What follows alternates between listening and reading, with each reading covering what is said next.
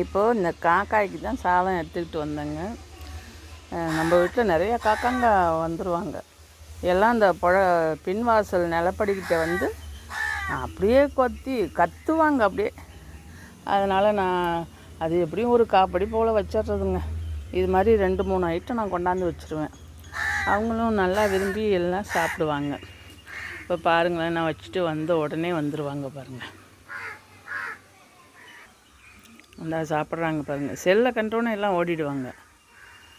இன்னும் மட்டும் வராமல் செல்லு கையில் வச்சுருந்தேன்னா அது எப்படி தான் அவங்களுக்கு தெரியுதோ தெரியல, எல்லோரும் கோழிங்க முதற்கூட செல் எடுத்து அப்படியே நகர்ந்துடுங்க. ரொம்ப ஜாக்கிரதையாக தான் நம்ம அதை மறைச்சி வச்சு எடுத்துக்கிட்டு போய் எடுக்கணும்.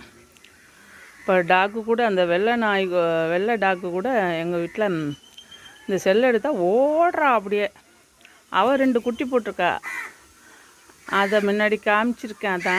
அது தனியாக செப்பரேட்டாக காமிக்கணும்னா அதுக்கிட்ட போய் எடுக்கவோ பண்ணவோ முடிகிறது இல்லைங்க. எல்லாம் நிறைய காக்காங்க வருங்க. நம்ம எல்லோரும் பொங்கலுக்கு எல்லாம் கூப்பிடுவாங்க. ஆனால் நான் கூப்பிடவே மாட்டேன். வைக்கிறதுக்கு முன்னாடியே வரிசையாக வந்து உக்காந்துருப்பாங்கங்க. ரொம்ப நல்லாயிருக்கும்.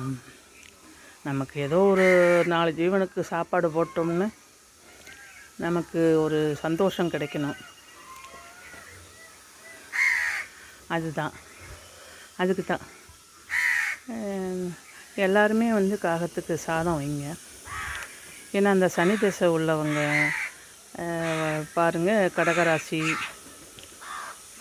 கடகராசிக்கு வந்து